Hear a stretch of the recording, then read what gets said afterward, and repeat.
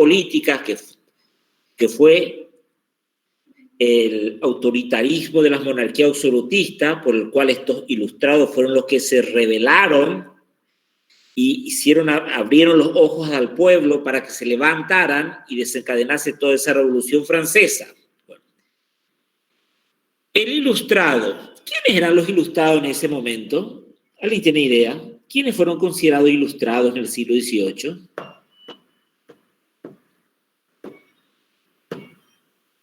A ver, ¿quiénes fueron los grandes ilustrados?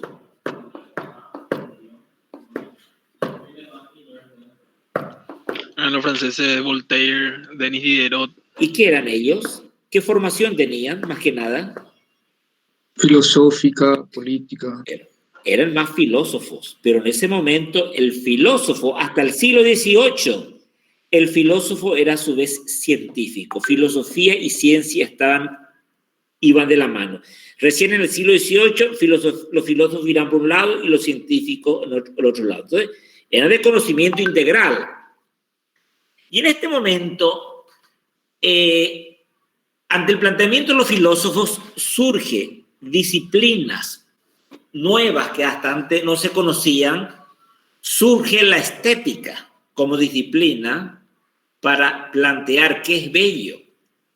Surge la crítica para juzgar y valorar una obra de arte. Surge la arqueología para estudiar los restos dejados por el hombre. Surgen nuevas ciencias en el siglo XIX, ni qué decir.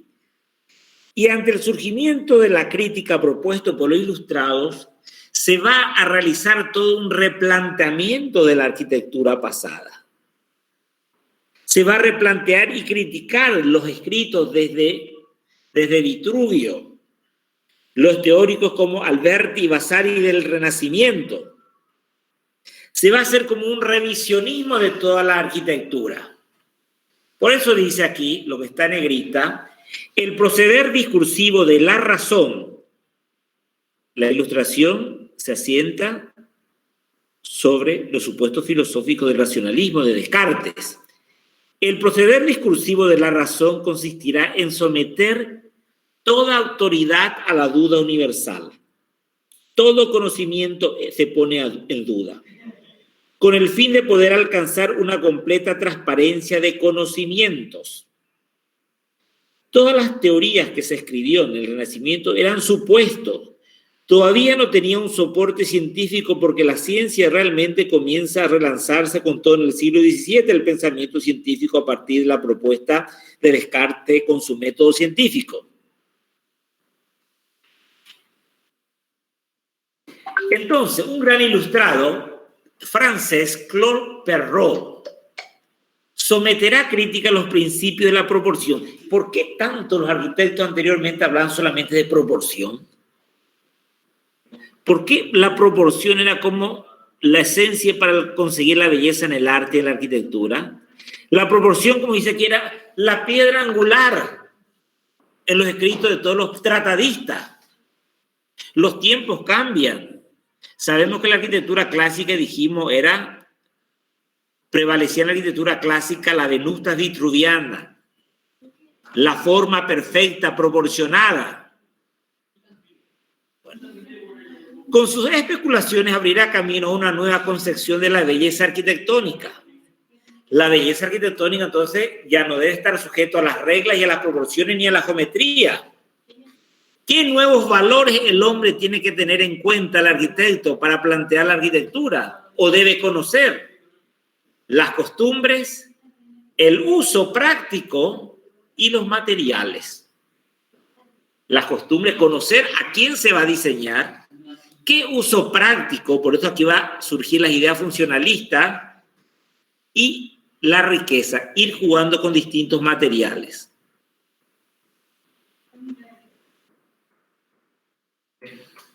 Otro arquitecto, gran arqueólogo, historiador de origen alemán ilustrado, Johannes Winckelmann.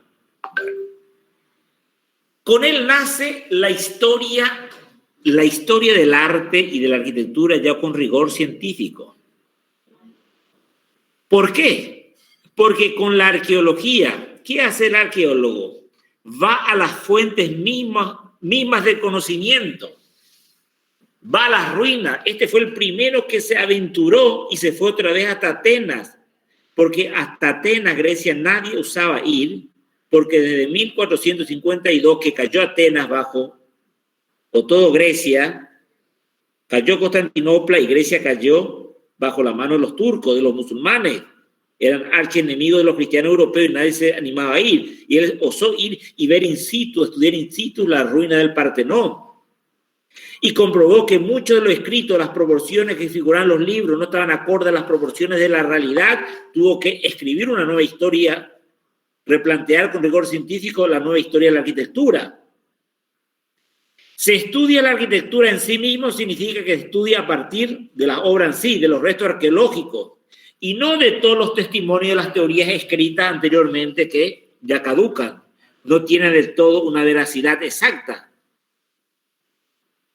Entonces, aquí plantea toda una historia cada vez más descriptiva e interpretativa con ayuda de la crítica, este gran historiador y arqueólogo Winckelmann, y que defiende otra vez él la vuelta, sobre todo de lo clásico en el siglo XVIII, pero con un criterio más científico, más funcionalista.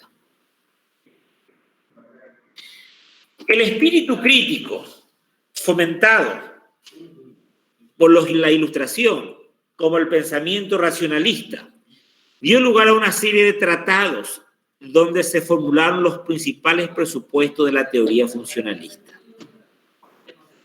Su mensaje común es la prédica del retorno a la simplicidad, a la forma pura, geométrica y proporcionada a las necesidades humanas, dice. ¿Por qué vamos a seguir trabajando con formas rimbombantes, complejas, exuberantes, que significó el estilo barroco? Los nuevos tiempos implican ya una arquitectura con criterio funcionalista. Ya estaba próximo la primera revolución industrial, final del siglo XVIII, y ese criterio funcionalista implica una forma más simple y pura de la geometría. Comienza el fundamento, el inicio del pensamiento de la arquitectura moderna. En este marco cultural, los ilustrados plantearán tres líneas, tres posturas, tres enfoques de la arquitectura de ahora en más. La crítica sistemática de Cordemaux, otro ilustrado francés, propone principios relativos a la lógica de la función, principios funcionales para el buen diseño. Enfatizar la parte constructiva y los usos en la arquitectura. Recuerdan que le dije en la primera clase que en el siglo XVIII, aparte de estudiar arquitectura en la Academia de Arte, surge la Escuela Politécnica, donde se enseña arquitectura con un enfoque mucho más tecnológico, constructivo y funcional, que es el que va a evolucionar progresivamente. Otros proponen fundar una arquitectura racional que encontrarán en las necesidades y en la utilidad como base de la buena construcción, necesidades y utilidades. Entonces, estos ilustrados comienzan a plantear, reflexionar y lanzar una gran cantidad de nuevos libros teóricos que abrirán camino hacia nuevos rumbos de la arquitectura. Otro ilustrado de nacionalidad italiana, Carlo Lodoli, también defiende el postulado funcionalista y dice: la arquitectura debe conformarse a la naturaleza, a los materiales. La arquitectura es un producto del sistema constructivo y de los materiales, el diseño arquitectónico. La arquitectura será honesta y razonada cuando haya alcanzado estos dos grandes objetivos. La arquitectura adecuada a su finalidad y a los usos materiales. Es el verdadero objetivo de la arquitectura. Finalidad práctica, funcional y materiales honestos, ¿no? Llenar de ornamentos generando una arquitectura totalmente ficticia. Luyer, otro gran ilustrado francés, defiende en gran manera la arquitectura clásica.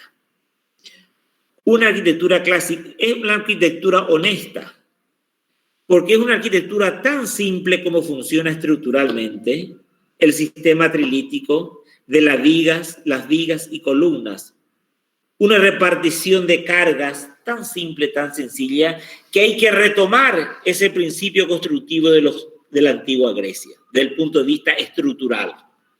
Nada de complejidad. Luger propuso la vuelta al uso puramente estructural de las órdenes. Las órdenes fueron creadas con un criterio sumamente racional, funcional, para soportar la carga. No como hicieron los romanos, que cambiaron el punto de vista de las órdenes y le dieron un valor más bien decorativo.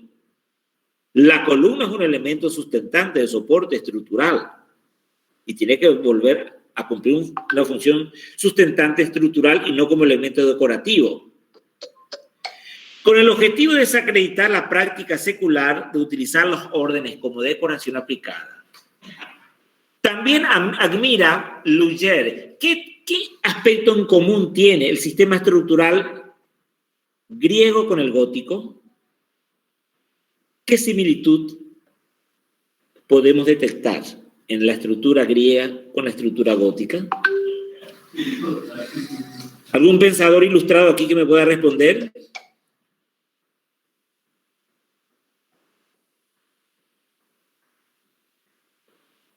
Que era todo religioso.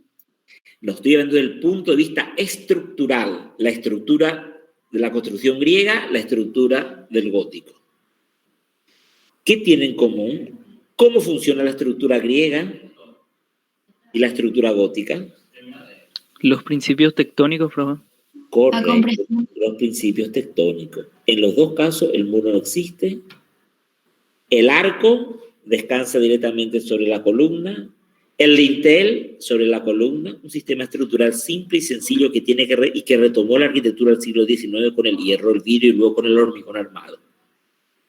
Entonces, los ilustrados trataban de sacar de todo lo pasado lo bueno para poder aplicar con un criterio totalmente diferente. Aprender de la historia. Boulet y Ledoux, ¿qué van a sacar estos arquitectos que trabajaron en el siglo XIX? ¿Qué propusieron en su arquitectura Boulet y Ledoux? Rápidamente. ¿Qué buscaban en la arquitectura de estos dos grandes franceses ilustrados?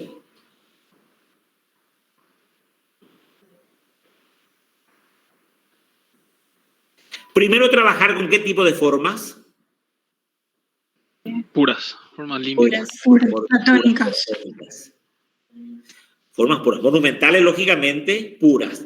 Y por otro lado, se habla de una arquitectura simbólica ya, lo que hablamos recién. ¿Por qué se habla de una arquitectura simbólica? Arquitectura parlante, en muchos libros dicen. Porque esa arquitectura ya tenía que comunicar la función, tiene que ser significativa. Pondré el acento también yo en el funcionalismo, en la percepción de una forma antihistórica. Ellos hablan de una forma antihistórica. Las formas antihistórica son el cubo, el cilindro, la esfera, esas formas puras que va a tomar la arquitectura moderna. Que no me remita a una determinada época, sino las formas clásicas son formas antihistóricas porque siempre siguen vigentes. Pura, sublime y abstracta. Se debe abstraer, se debe limpiar ya la arquitectura de toda impureza decorativa. Estas formas puras son formas expresivas que dicen, comunican, simbolizan. Recordarán el cenotafio de Newton, que simboliza todas las glorias de este gran físico. La tumba de Newton, estudioso del cosmos. Entonces, simboliza todo el descubrimiento. Después, la tercera línea, surge un arquitecto ilustrado, Jean-Nicolas Durand, docente de la Escuela Politécnica de París, en donde él propone ya un enfoque de diseño arquitectónico más práctico,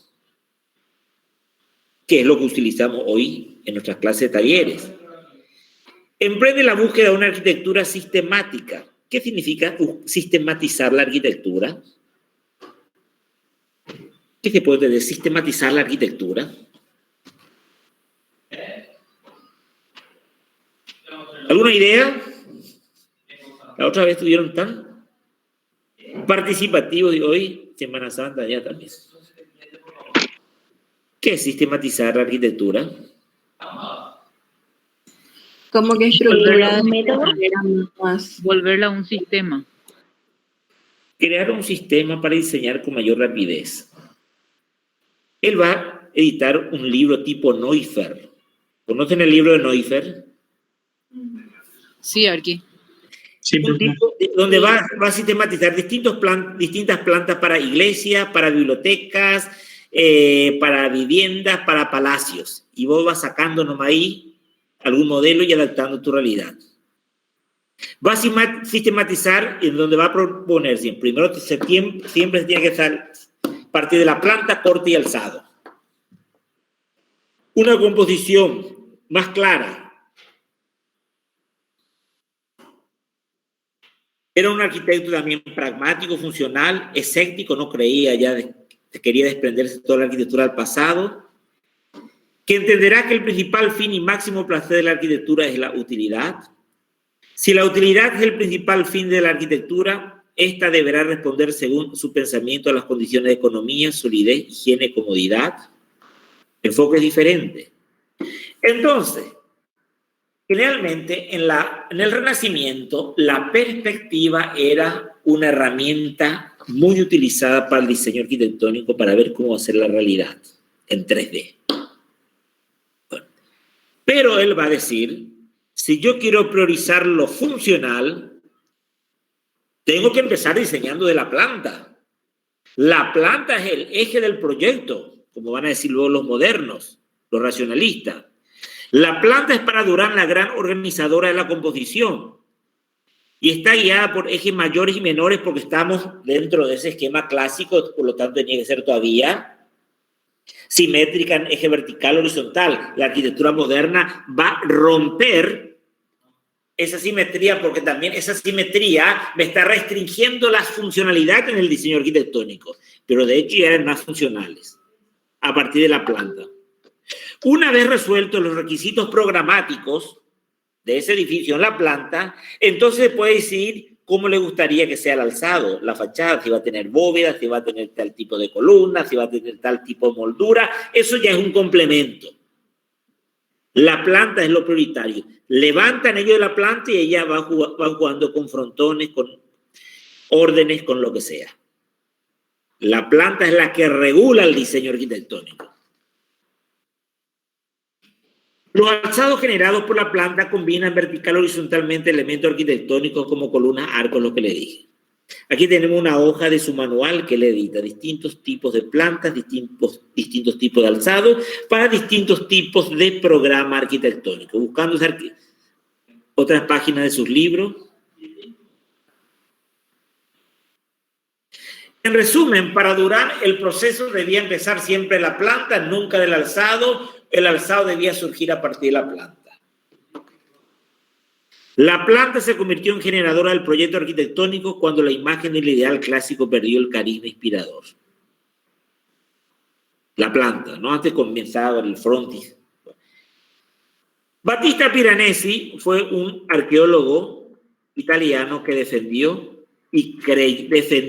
la arquitectura clásica romana. Y defendió, dice, que era superior por toda la carga decorativa. La mayor parte de los ilustrados teóricos se inclinarán más hacia el clásico griego por su simplicidad estructural. Esto ya era muy fantasioso y lo relacionaba mucho todavía con el barroco.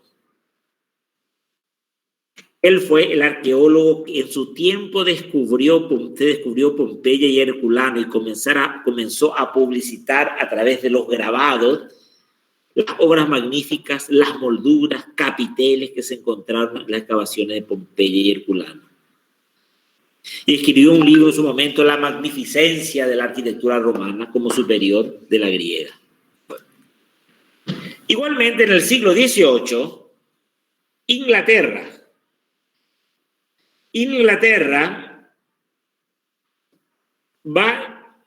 surge también los intelectuales, pero el foco de los intelectuales sigue siendo Francia. Entrará muy de moda, se traducirá el libro de Palladio, en el 1600, el libro de Palladio, que fue también un gran teórico, al inglés, y entra toda una fiebre de la arquitectura palladiana conocido por el neopalladianismo, dentro de ese neoclasicismo más sobrio y funcionalista de ese momento. Lord Burlington, una de la aristocracia, amante de la arquitectura, fue el encargado de difundir toda esta nueva arquitectura palladiana, y entre ellos, arquitectura palladiana, por ejemplo, el Palacio de Buckingham, con el frontis otra vez del templo griego que jerarquiza el acceso principal. Palladio, con sus formas simples y razonables y fácil, podría adaptarse como arquitectura inglesa frente al absolutismo de la Iglesia Católica, que era el barroco en 1600. Entonces, él quiso proclamar como arquitectura oficial el estilo palladianismo, un estilo sobrio, simple, majestuoso. Y construye una casa, Lord Burlington, una casa de campo, la Villa Chiswick, que tiene mucha similitud con qué villa. ¿Conocen esta Villa Chiswick? ¿Con qué villa tiene mucha similitud? Con la Villa Rotonda de Palladio. Solamente que en este caso las 4 fachadas no son similares. Pero la planta centralizada, la rotonda como elemento central, la escalinata, la fachada de templo griego, siempre dentro de esa línea más simple. Bueno, dentro del neoclasicismo se dieron las dos tendencias, como les dije. Algunos países están a favor del neogriego, otros países del neorromano. El neogriego, por su criterio estructural, es más simple y más funcional. El neogriego cobrará fuerza en la arquitectura neoclásica, sobre todo alemana e inglesa, aparte del neopalladianismo. Y el neorromano, más fastuosa, monumental, más decorado, trabajarán más los franceses, sobre todo Napoleón, cuando sube al poder, se inclina más por la monumentalidad del neorromano.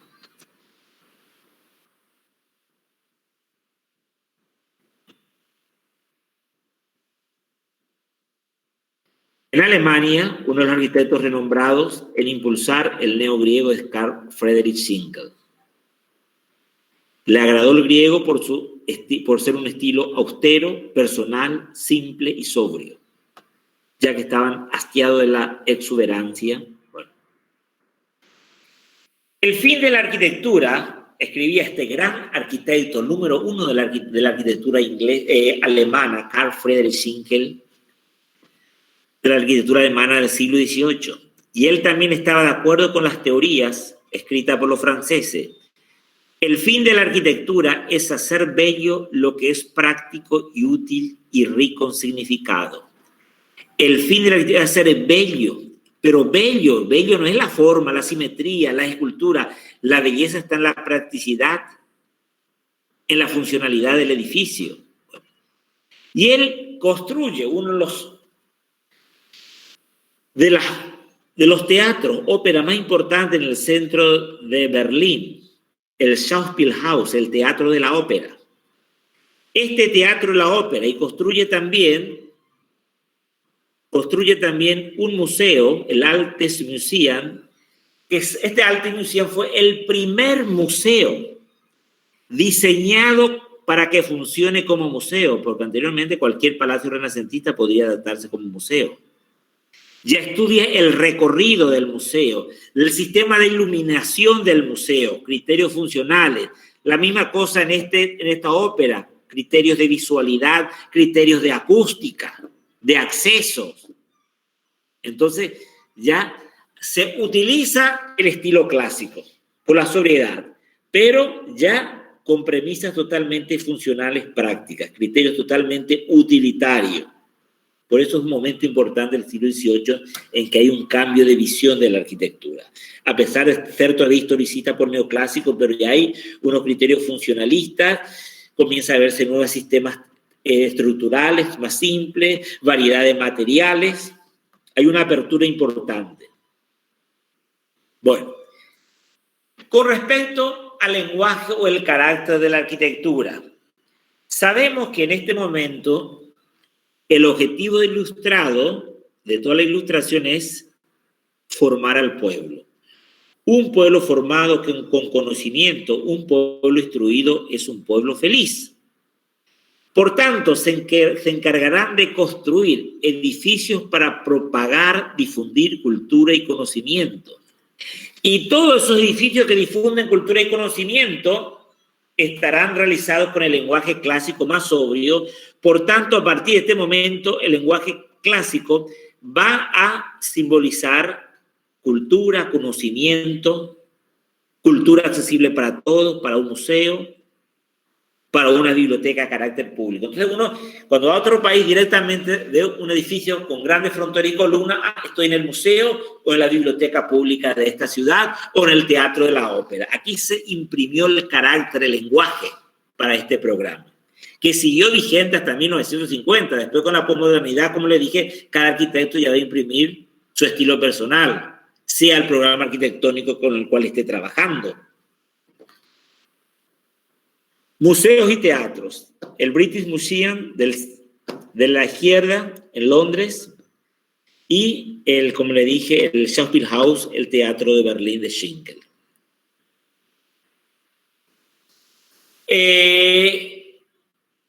Con la Revolución Francesa se establece un nuevo sistema de gobierno que es la República, y todo sistema republicano se gobierna a partir de los tres poderes: ejecutivo, legislativo y judicial. Entonces, estos edificios públicos, para que van a albergar la sede de los tres poderes, otra vez también se toma el estilo clásico, porque el estilo clásico también me evoca la libertad y la democracia de Grecia, o el derecho romano para todos. Derecho para todos, democracia para todos, que se logra con la Revolución Francesa. Eso va a connotar, va a simbolizar el estilo clásico para estos edificios de poder. Biblioteca, como les dije, la Biblioteca Nacional de España, en Madrid, el de la derecha, y el Congreso de Diputados también de Madrid, joyas del neoclásico español. Entonces ya tiene una carga simbólica fuerte. En este momento, igualmente, de esa economía mercantilista impulsado por las monarquías absolutistas, se viene ya al liberalismo económico. Cada uno puede emplear su capital en lo que quiere, invertir con lo que quiere, la economía de libre mercado, y eso suscitó generar la construcción de grandes sedes bancarias en las capitales de cada país. Y también a partir de aquí se toma el estilo clásico como arquitectura oficial para bancos hasta 1950, que va a connotar entonces seguridad de tu dinero. Aquí vemos el Banco de Inglaterra, de uno de los grandes arquitectos, John Swan, arquitecto inglés de la época. Para universidades, difundir cultura, conocimiento, el estilo clásico le va a desplazar al estilo gótico, porque las primeras universidades se dieron en la Edad Media, por lo tanto las primeras universidades eran de estilo gótico. Aquí el estilo clásico, cultura, conocimiento. Ya se trabaja con el lenguaje de la arquitectura. Nuevos materiales, el hierro, el vidrio. Y bueno, dije no quería pasar las 7:30. Cerrando entonces aquí, aporte de la Ilustración, los cambios. ¿Qué cambios se comenzó a dar en el siglo XVIII para la renovación de la arquitectura en la posteriormente en el siglo XX? ¿Algunos cambios? ¿Alguien anotó algo? La tipología ¿Qué me querés decir con eso? y la tipología formal de los edificios. O sea, Lo que Jean-François Durand, al sistematizar la arquitectura, ya buscó tipologías para sistematizar una arquitectura más práctica en su libro, tipologías de teatros, de museos. Comienza a sistematizar y estandarizar. Correcto, ese fue uno de los aportes. Otro aporte, en la teoría dijimos que se da profundos cambios. Ya no se lee más la Biblia, que siempre fue el libro de Vitruvio, hasta el Renacimiento. La crítica que hizo suscitar entre los historiadores del siglo XVIII, el nacimiento de la crítica. ¿De qué manera la crítica benefició a la arquitectura? La cultura. de no tomar como válido todo escrito anterior, toda teoría anterior, toda ciencia anterior. Hay una revisión total. Entonces, nace una nueva teoría de la arquitectura, con criterios mucho más funcionales, prácticos, y trabajar donde la esencia de la nueva arquitectura también debe ser lo estructural. Y lo estructural, se fijaron en la estructura griega por su simplicidad en la transmisión de cargas. La teoría del funcionalismo surge aquí. Se diseñan ya museos, edificios públicos con criterios funcionales. El alzado es simplemente el estilo clásico. Como no había otro estilo, tomaron el estilo clásico por la simplicidad. Pero los criterios funcionales importantes. Ya buscan formas puras, formas simples y trabajar con el lenguaje en la arquitectura. Trabajar con el carácter en la arquitectura. Más que nada. Bueno, Luz Ayala, yo me quedo aquí. Les deseo una buena Semana Santa. Que se cuiden, sobre todo por la situación no está nada buena. Luz. Sí, profe. Bueno, más que nada desearles una feliz semana.